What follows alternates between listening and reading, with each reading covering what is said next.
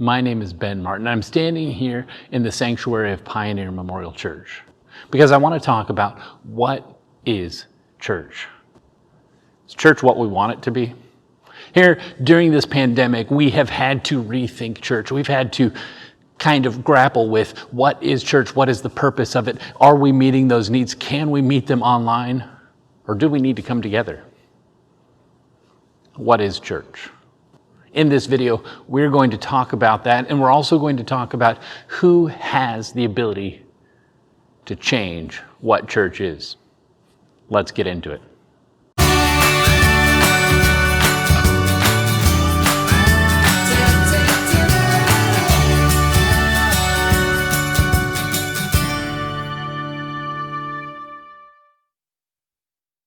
When thinking about what church is, we've got to be honest, before we can even get into talking about is church what we want it to be, we've got to talk about what it is. The fact that it has turned into a consumer product. The fact that it has turned into a spectator sport. The fact that people come week after week to sit there to watch, and somehow this is the definition of what church is. But is this what it's supposed to be? Or is it supposed to be something more than that? I want you to think, what is the purpose of church? From the very beginning, church was about being a missional space, being a place that reached out. Jesus said to his disciples, "Go therefore into all the world." Church has had a mission from the beginning. Is your church living up to its mission? Or is it just a product that is consumed where people come week after week? But how do you transform your church from being consumer to missional? As a pastor, this is something I've wrestled with. But here's the thing. Pastors aren't actually the ones that have the ability to change what church is.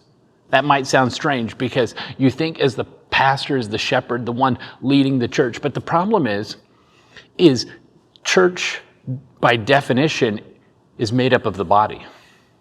Each member is the one setting the stage for what church actually is. You're the one. You're the one who decides, are you a consumer or are you part of a missional community? Are you just going to church to be fed, or are you participating in church to change the world? You're the one who gets to decide that, because pastors, they can preach incredible sermons. They can preach sermons that are moving and that are inspirational. But at the end of the day, you get to decide. You get to decide, what do you do when you leave the church? What do you do those other 6.5 days of the week? You get to define what church is. The most powerful player in church isn't actually the pastor, it's the parent. Because as you raise your children, you raise them with the expectation of what church could be. You can raise your children to be involved, to tell other people about Jesus. You can raise your children to be actively engaged in church. Or you can raise them to, hey, let's go to church. Let's watch it. And then when we get home, let's talk about whether it was good this week or not. Did it meet our needs? Was it enjoyable? Was it exciting? Was it aesthetically pleasing? Because when we are looking at church through those lenses, we're choosing to pass on a consumer church to our children. That's not the church I want for my boys. I want a church that is actively engaged in changing this world. I want a church that is reaching others and telling them about Jesus Christ. That doesn't happen through sermons, though. That happens the other 6.5 days. So, what are you choosing for your family? Are you going to find ways to get involved? Are you going to find ways to step outside of the church building into the world and turn it upside down,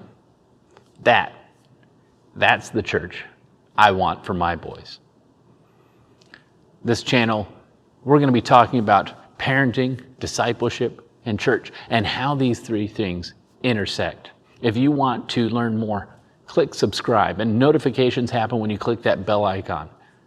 Remember, liking and sharing this help us get this out to others. Because I believe Jesus is coming soon.